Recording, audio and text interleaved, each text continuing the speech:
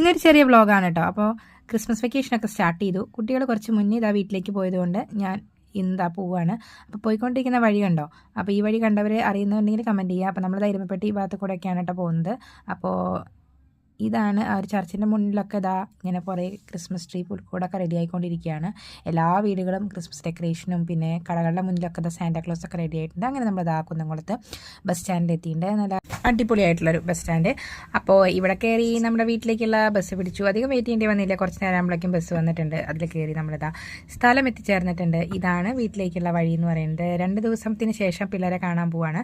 അപ്പോൾ അതിൻ്റെ ഒരു എക്സൈറ്റ്മെൻറ്റ് കാണണ്ടേ. വന്ന പാടെ ഇതാ കെട്ടിപ്പിടിച്ചും വർത്താനൊക്കെ പറഞ്ഞ് ഉള്ള സന്തോഷ പ്രകടനമായിരുന്നു. അങ്ങനെ നമ്മൾ വീട്ടിലെത്തിയിട്ടുണ്ട്. പിന്നെ കുറച്ച് നേരമൊക്കെ വെയിറ്റ് ചെയ്തിട്ട് ചെറിയൊരു ക്രിസ്മസ് ഡെക്കറേഷൻ്റെ വർക്ക്സിലേക്ക് കടന്നു. എല്ലാ ആഘോഷങ്ങളും നമുക്ക് കഴിയുന്ന രീതിയിലൊക്കെ ചെറുതായിട്ട് സെലിബ്രേറ്റ് ചെയ്യാറുണ്ട്. അപ്പോൾ പിന്നെ വൈകിട്ടായപ്പോൾ ഇതാ വിളക്കൊക്കെ കത്തിച്ചു അമ്മ.